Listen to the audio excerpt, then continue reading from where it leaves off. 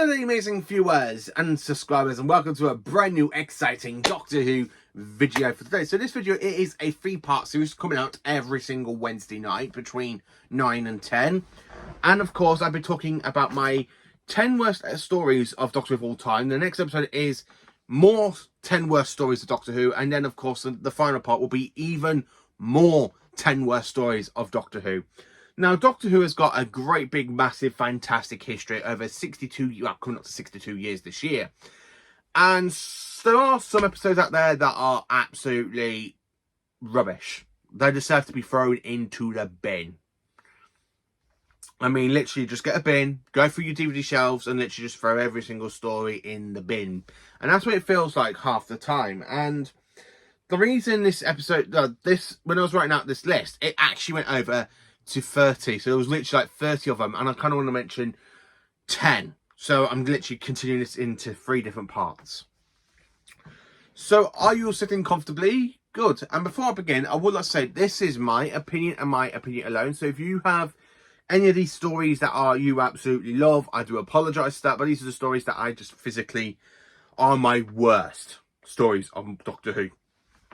Now, a majority of this list is basically modern Doctor Who, because modern Doctor Who has some very bad episodes. Some very, very bad episodes. Even some episodes that are very, very laughable. And there's some episodes out there where you just want to fall asleep. And there are mainly a majority of episodes that are like terrible. So are you sitting comfortably? Good. So let's get into it.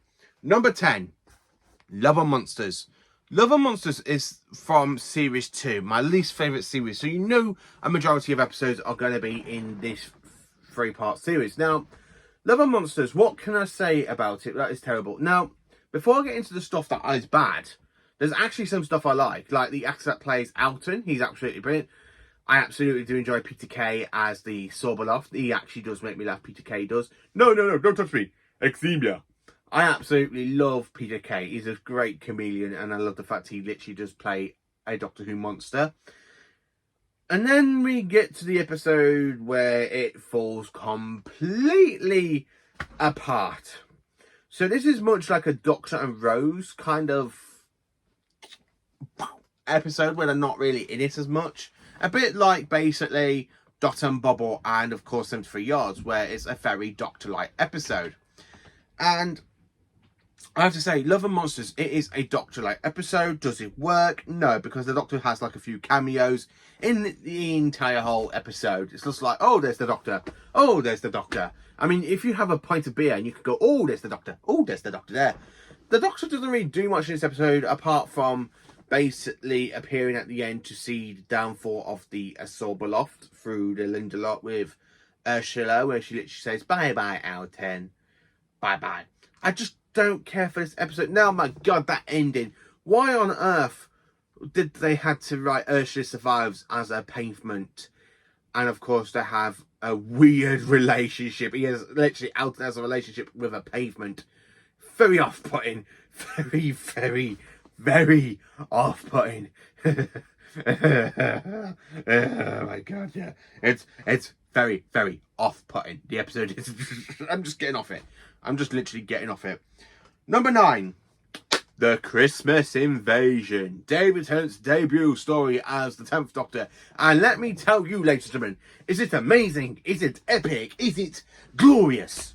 No, it is a pile of rubbish yet again. So what can I say about the episode? Now, some people go, oh, watch the Christmas Invasion. It is a great David Tennant episode. I've heard people say this at Comic Cons and stuff, and I'm like going, no, don't say anything. Just walk away, just walk away, just walk away. The Christmas Invasion, it is the worst episode to basically feature a debut of a new incarnation of the Doctor. Why?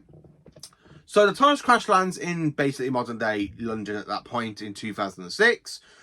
The Doctor comes out the TARDIS and he literally falls on the pile onto the floor. And then, of course, the majority of the episode, he spends like 45 minutes in flipping bed. You can say, oh, but he's just suffering post-regeneration trauma. If you go and watch other classic Doctor Who stories, the Doctor doesn't suffer a post-regeneration trauma that much. Like Patrick Troughton, he goes straight into it. John Pertwee, straight into it, apart from being knocked unconscious quite a few times. Tom Baker, straight into it.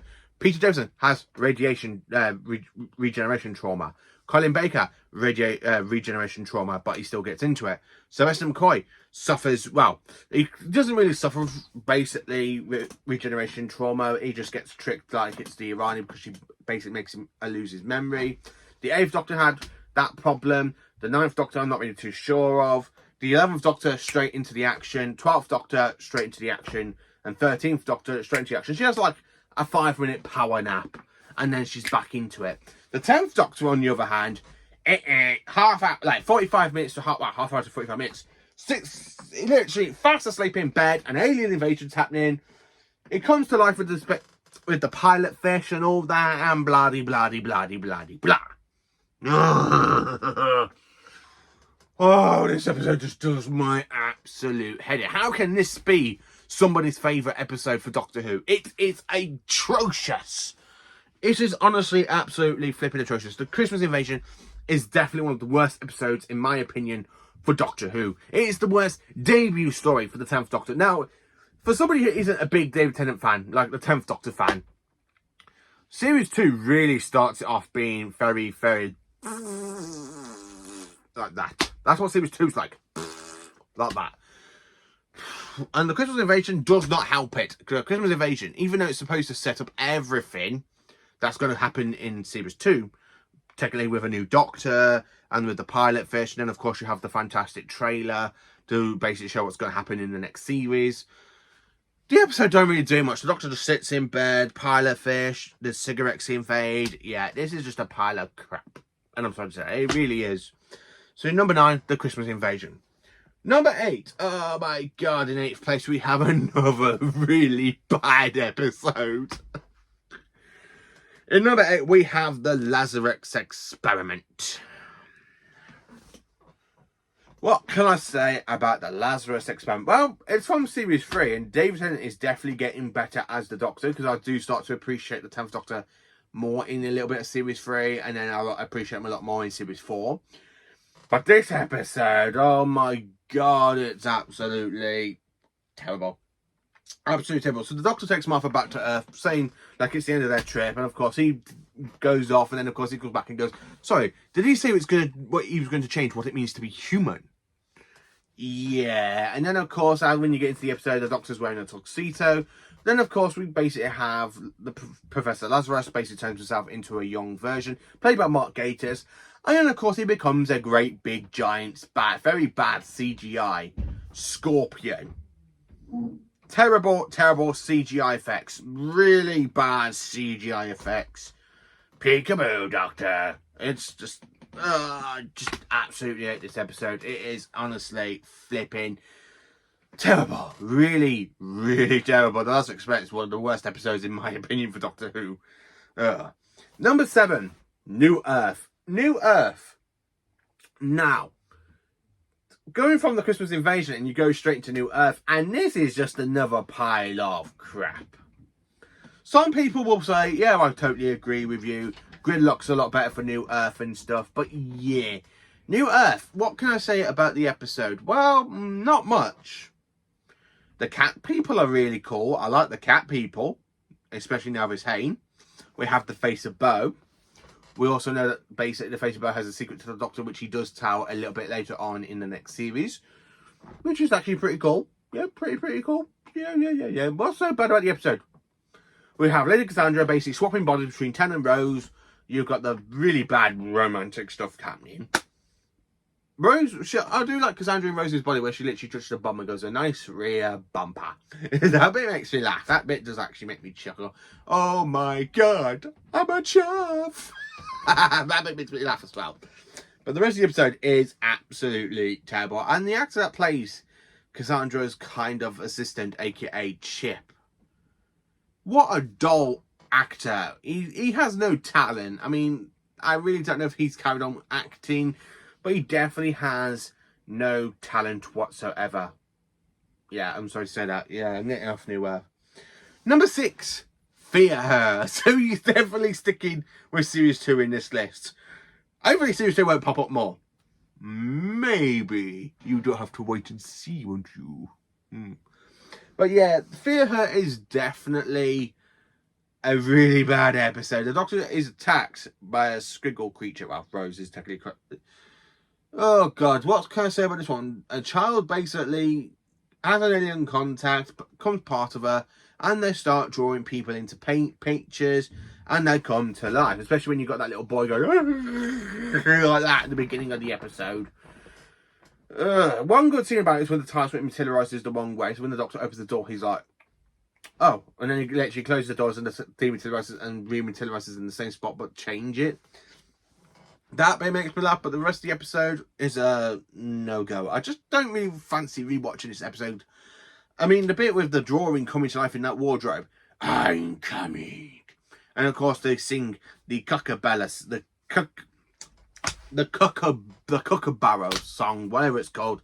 The bloody nursery rhyme sort of thing. But why is that a part of it? Who wrote this episode? I actually don't know. I don't know if it's Russell or is it somebody else, but this episode is a pile of another crap. It really is. Number 5. So number 5, we jump into Classic Who with the Leisure Hive. Yeah, I'm not too fond of the Leisure Hive. It is definitely my least favourite Tom Baker story. Now, Tom Baker is, of course, my favourite Doctor, and for this to be as one of his stories, you can tell how bad it is. Even Tom Baker really hated this episode, rather this 4-part story. He really hated it. At one point, they even just made him look like an old man just to pay the heck off him.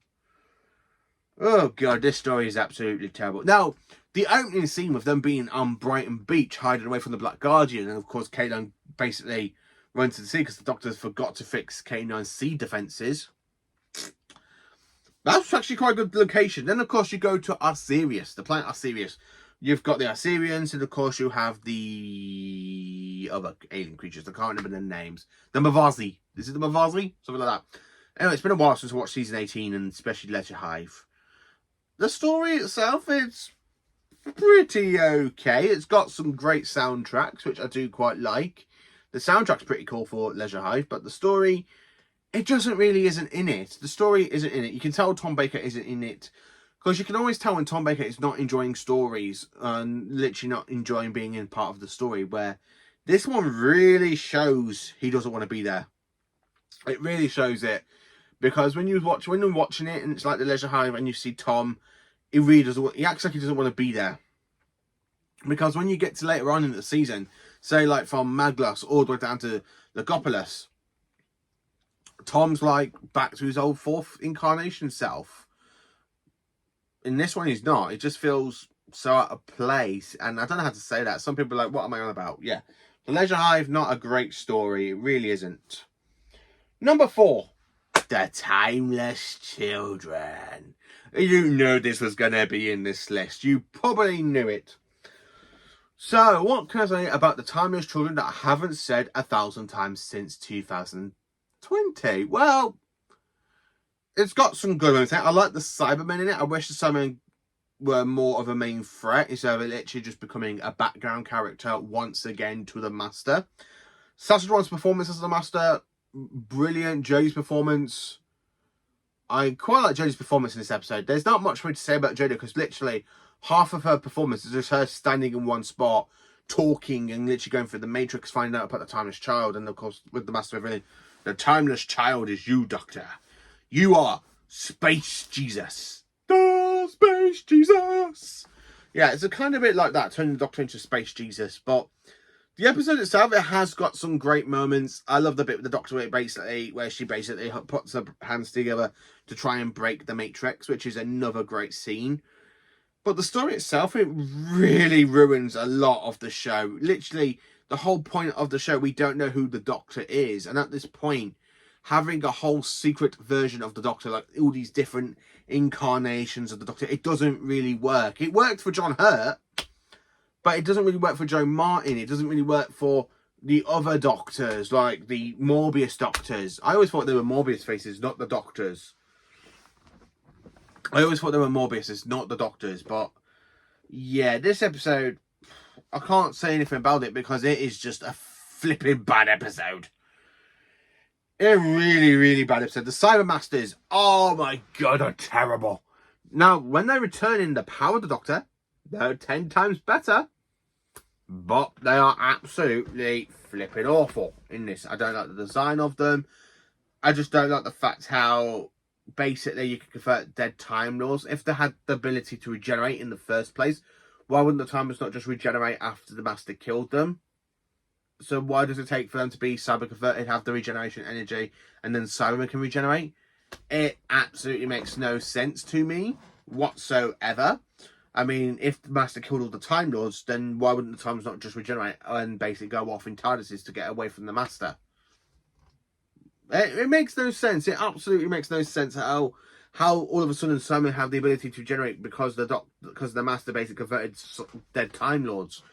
And if they're dead, why the hell do they have the ability to regenerate? Plot holes, and plot holes. I'm sorry to say that, but it really is plot holes. So I want to get off that topic because if I talk about the Timeless Children, I would be here for almost 2 hours. Number 3, Hellbent. Another story that is an absolutely really bad finale for a series. Now, Hellbent follows on from Heaven Sent. Heaven Sent, it is a godsend episode. It is a masterpiece. And then when you get to this episode, it falls apart after a little bit because you're going, last time we saw the Doctor, he's on gathering, and of course he literally gets out of a car, goes into this fantastic, like, out of nowhere, basically out of nowhere, this kind of cafe, which turns out to be a TARDIS that the Doctor and Clara stole. Basically, the Doctor basically saving Clara between one heartbeat and the next before she dies. The Time Lords being it a little bit, not as much, a little bit. I love the bit with the Doctor where he's there literally trying to prove a point to him, and of course he tells Rassilon to get off his planet. That's actually pretty cool. But the rest of it is just like, blah. The Doctor's only there to try and save Clara. I'm sorry, but Clara wasn't that important. Honestly, I don't think Clara was actually ever that important. So yeah, Hellbent, not a really great episode. Number 2, Let's Kill Hitler. I really want to tear this episode into shreds. And I would actually do a review on this episode because I have so much to say about it. And so much I just want to rip to shreds about it. About the plot, the subcontext. I really hate this episode, and I can literally do a massive video that would be like half hour long of me ripping this episode apart. That's how bad Let's Kill Hitler is. And I don't really want to get into it because I just don't want to talk about it, because if I start talking about it, I will rip it to shreds. It is not a great episode. It's just not a fantastic episode. It's not a great series return for Doctor Who, because this was basically after like 10 weeks, like a 10-week gap with Torchwood going on. Yeah, nothing really happens. Apart from the Doctor going to meet Amy and Rory after kind of drove in a crop field, saying Doctor. Mel's, their best friend, appears from out of nowhere. We had no idea who Mel's is. She gets shot by Hitler when the TARDIS basically crash lands in Berlin, because basically Mel shoots the TARDIS. You shot my TARDIS, you shot the console. Like that. And then of course basically she gets shot by Hitler, and of course she regenerates into Melody Pond, aka River Song, played by Alex Kingston. So it is a good story to watch for River, but the story itself, it is not as great, and which is why I really could try this one to shreds. Now, the only 4 good actors in this story is Matt Smith, Karen Gillan, Arthur Devell, and Alex Kingston. They are the only 4 good episodes. Well, they are the only 4 good characters, the 4 good actors in this episode. The rest of them, not so much, I'm afraid. Number 1, The Mutants. This is literally my least favourite Pertwee story. So, you're probably wondering, why the hell have I mentioned The Mutants? Because don't I love the 3rd Doctor's era? Do I not love John Pertwee? Well, I kind of do. But this is definitely Pertwee's, my least favourite and my worst favourite John Pertwee story. Because The Mutants, it is a very, very, very boring story to watch.